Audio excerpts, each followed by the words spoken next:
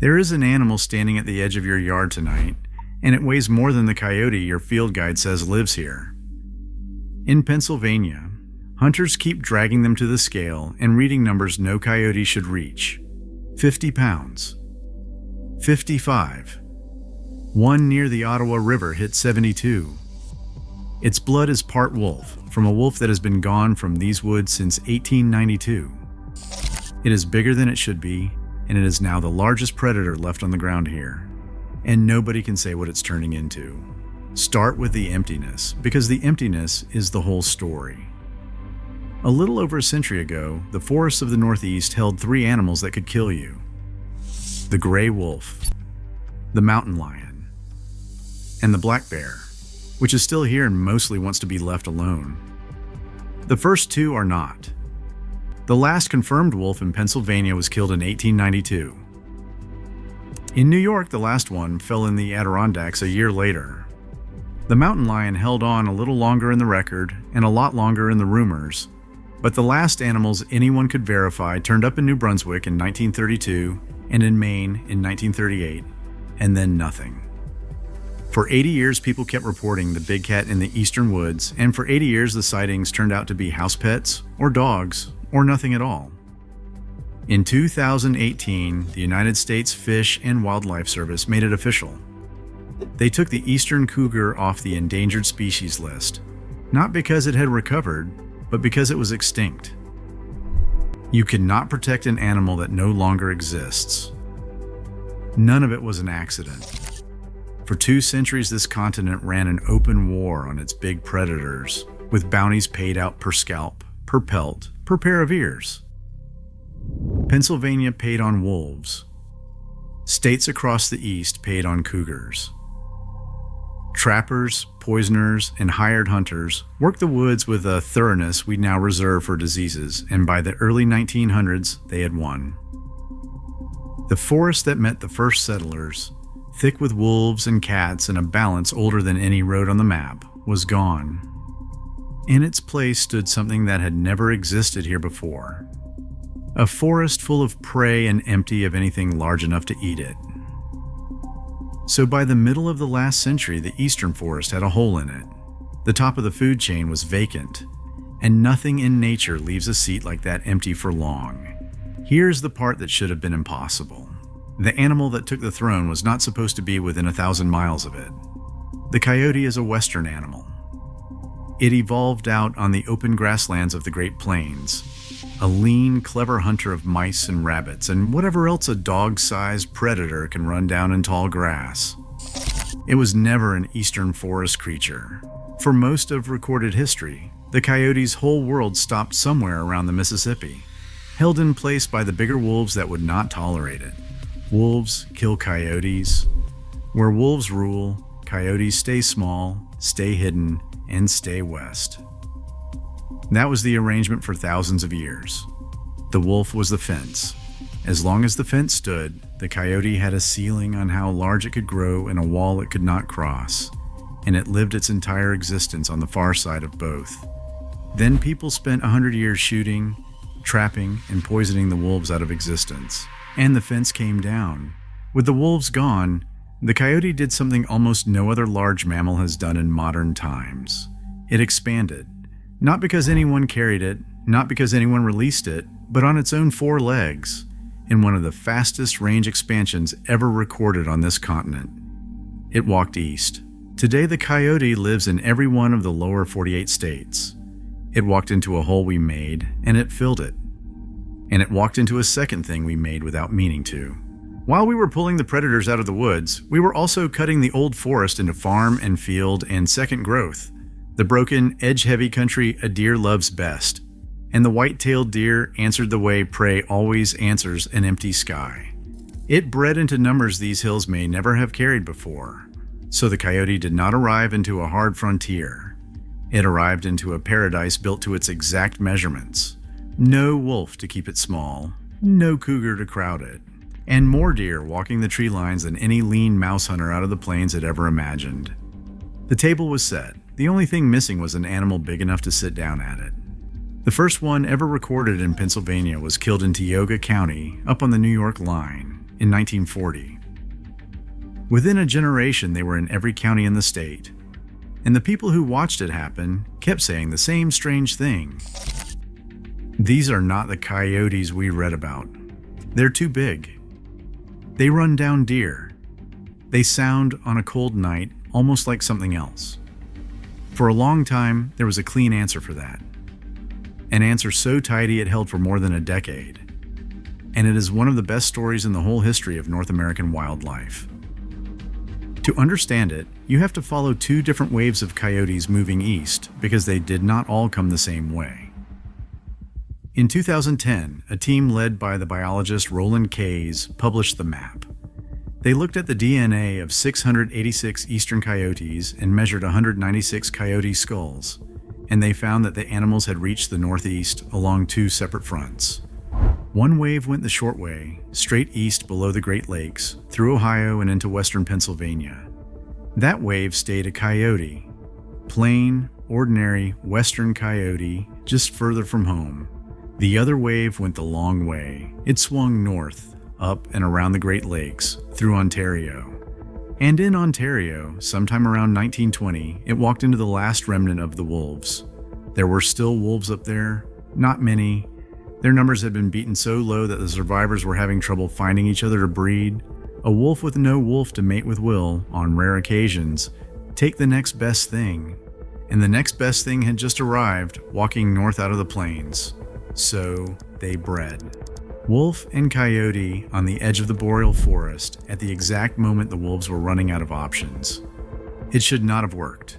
Wolves and coyotes are old enemies, and in almost any other century the wolf would have killed the smaller animal on sight long before it ever considered mating with it. It took a very particular kind of collapse.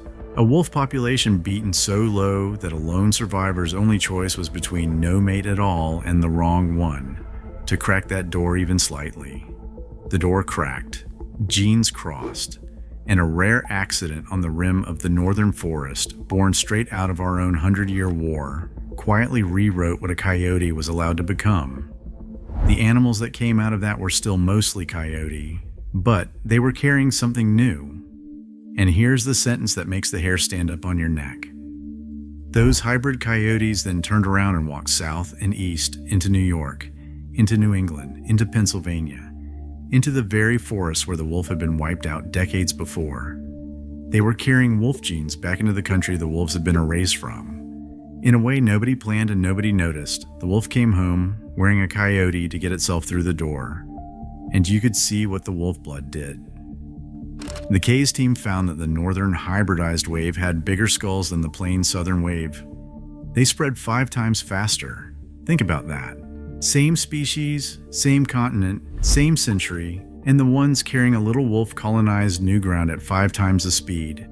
Because the extra size let them do something a plains coyote could barely attempt. It let them hunt deer. And an animal that can bring down a deer is playing a completely different game than an animal that lives on mice. Deer are everywhere in the east. Standing in the fields, dead along the roads, weak in the deep snow. Handing the coyote the size to use that food was like handing a traveler the keys to every pantry on a continent. The northern wave moved through the northeast and did not stop until it reached the sea. Later, work put numbers on the blood. In the coyotes of upstate New York and New England, researchers found roughly 10 to 20% wolf DNA. A separate genetic study of 437 eastern coyotes, led by Javier Monzon, broke down the full recipe. About 64% western coyote, 13% gray wolf, 13% eastern wolf, and around 10% domestic dog, picked up somewhere along the way. 3 wild species in the family dog, folded into one animal, standing at the tree line at the edge of your lawn. If you're finding this as strange and as good as I do, consider subscribing. This channel goes looking for the wild things hiding in the places we think we've tamed, and there are a lot more of them coming. That is why the animal on the scale reads 55 pounds. The Pennsylvania Game Commission's own figures put the adult males in the state at 45 to 55 pounds, the females at 35 to 40, with bodies stretching 4 to 5 feet nose to tail. A true western coyote, the one in the field guide, weighs 20 to 30. Every eastern male outweighs every western coyote there is. The largest coyotes on Earth are living in the woods behind the strip malls and the school districts of the Northeast, and the driver going past has no idea the field guide in the glove box is describing a smaller animal. You can measure that size in a stranger place than a laboratory. Every winter, across the north of Pennsylvania, hunters gather for coyote contests with names like the Mosquito Creek Hunt in Clearfield County and the Sullivan County Hunt up in LaPorte, and they haul the animals in by the truckload to be weighed. One recent Sullivan County contest killed 27 coyotes in a single weekend, and the winning animal crossed the scale at 44 pounds. 44 pounds. For a coyote, and here's the quiet, unnerving part of it. We hold these hunts every year. We kill them by the thousands across the region, and the population does not so much as flinch. Press a coyote population hard, and it answers by breeding harder, larger litters, more females breeding, the gap filled almost as fast as it opens. You cannot trap or shoot your way out from under this animal. We are not managing it. We are barely keeping pace with it. So it settled onto the throne. Not as a wolf exactly, but as the closest thing the forest had left. A study of 300 coyote droppings in Pennsylvania found deer in 57% of them. More than half. In a state with no wolves and no cougars, the biggest thing regularly killing and eating deer is an animal we still call a coyote, an animal that officially should top out at 30 pounds. And deer are only the headline. Comb through those same Pennsylvania droppings and you find the full ledger of an opportunist. Mice and voles, rabbits and woodchucks. Birds in 1 out of every 10. Insects in nearly 1 in 5. Fruit and plant matter in half of them in every season of the year. This is an animal that can run down a fawn like a wolf when the hunting is good and pick berries like a fox when it isn't. And that flexibility is exactly why it took hold where a fussier predator would have starved out. It has the body of an apex predator and the stomach of a scavenger, and it uses both. That 10% of dog in the blood may be part of the reason it thrives in the one place most large predators run from. The place with us in it.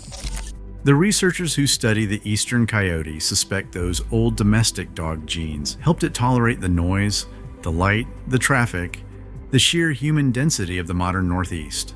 It dens behind the outfield fence. It crosses the interstate in the dark.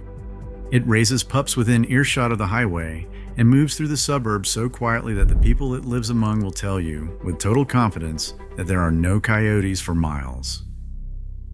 In a study near the Ottawa River, biologists collared 4 of these animals and watched by satellite as they slipped back and forth between a public park and the edge of the city, denning just outside the boundary, ghosting through country full of hikers who never knew what shared the trail with them. The manager who ran the study said it as plainly as anyone can. They aren't a threat. They're wary. They are simply extraordinarily good at not being seen. It is not a wolf. It cannot do everything a wolf did. It doesn't hunt in the big coordinated packs that could pull down a bull moose, and the diet studies bear that out. The eastern coyote leans on fawns, on the sick, the old, the road-killed, the winter weak. It fills part of the empty seat, not all of it. But part of an apex is a great deal more than the nothing the forest had for most of a century. Quietly, without a single headline at the time, the top of the eastern food chain got occupied again. By something new. And for years, that was the ending. Wolves gone, hole opens, wolf blood sneaks back through Canada inside a coyote, coyote grows, coyote takes the throne. Clean, satisfying. The kind of story that closes the book. Except the answer is about to stop working. Because if you take that story at face value, it predicts something specific. It says the animal is on a road. It says wolf genes make it bigger, bigger makes it more successful. And so the eastern coyote should be climbing, generation after generation, growing steadily toward the wolf-shaped hole it's trying to fill. A predator on its way up. That is the tidy version. And the tidy version is exactly what the newest science can't confirm. In recent years, researchers have gone back with tools the 2010 team never had, sequencing across the whole genome of more than 1,000 eastern coyotes, with Pennsylvania sitting right in the middle as the place where the two ancient waves finally met. If the clean story were true, they should have found it written in the bodies. More wolf ancestry, more weight, and a clear climb over time. They didn't. The differences in body weight between the genetic groups came back only modest. And the trend over time, the steady climb the story predicts, wasn't clearly there. The animals were not marching in a straight line toward wolfhood. The neat arrow, wolf genes, to bigger body, to bigger future, turned out to be a lot blurrier than the headline Coyote becomes wolf version everyone had already fallen in love with, which leaves us with a genuinely unsettling gap.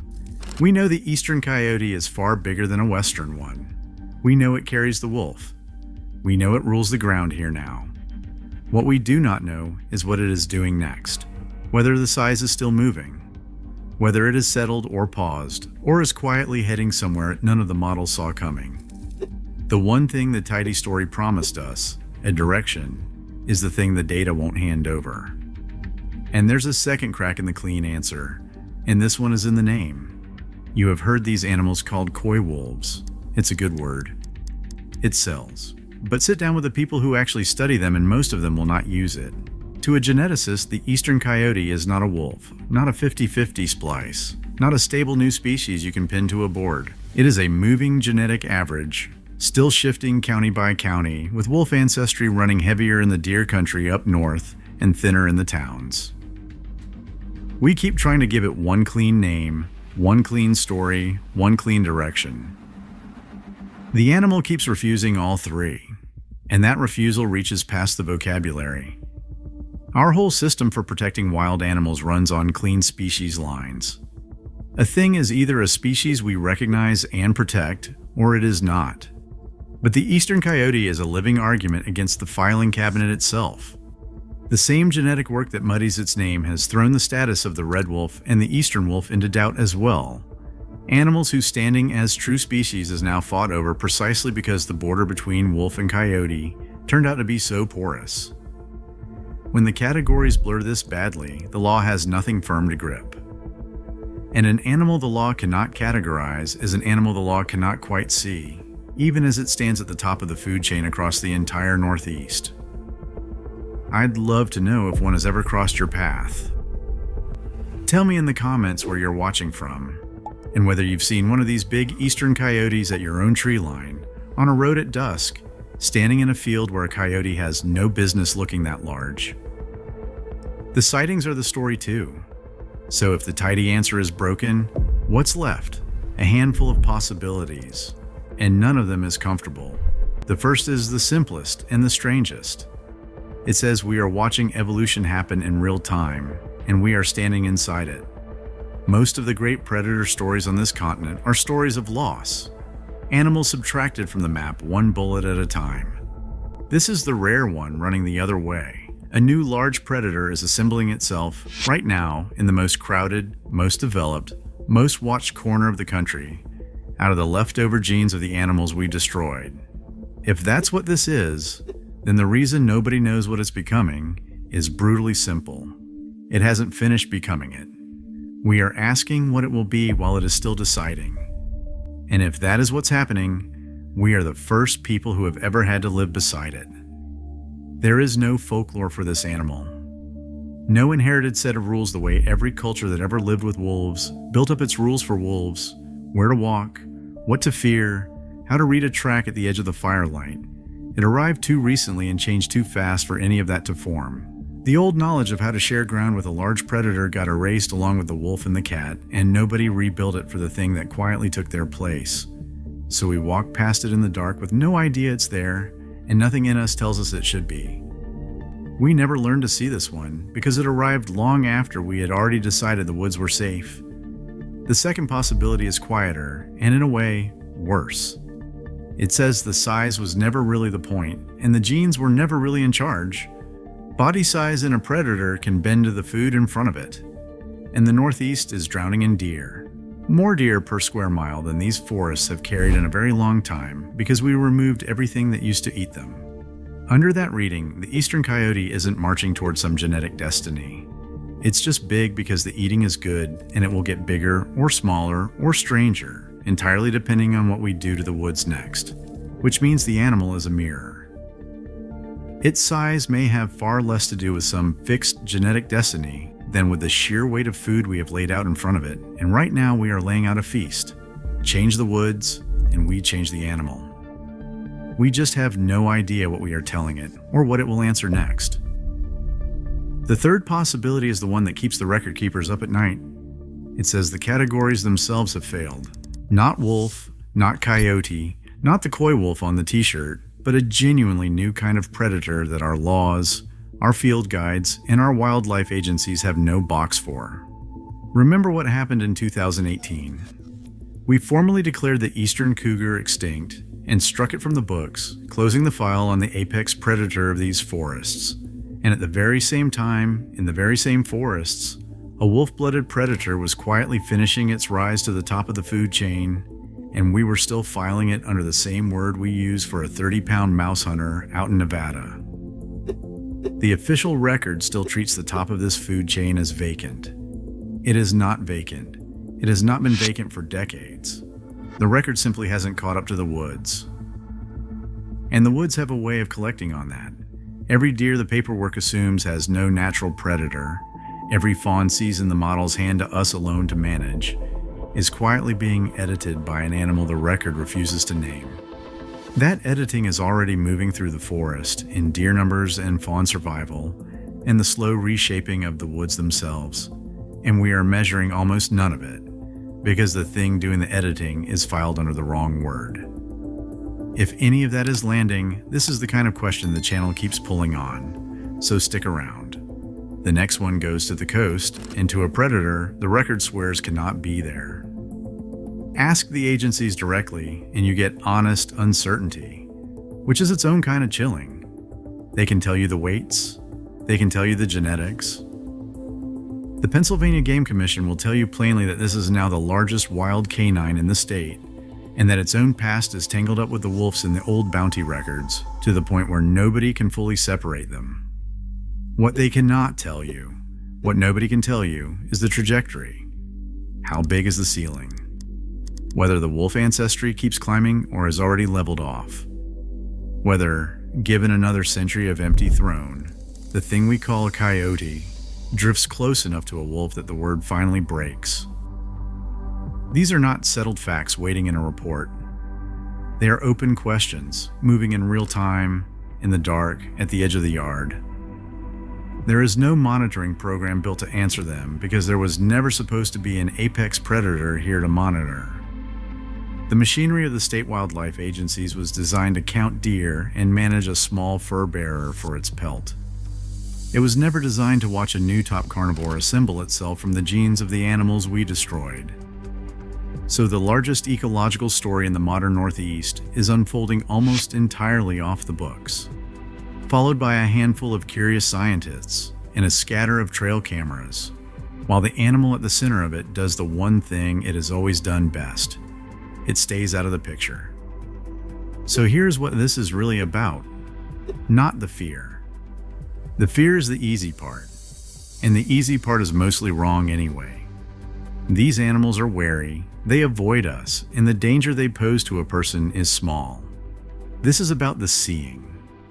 About the fact that the biggest predator in the eastern United States rebuilt itself out of ghosts, took the throne, and did the whole thing in plain sight, behind our houses, along our roads, while we drove past certain we lived in tamed country.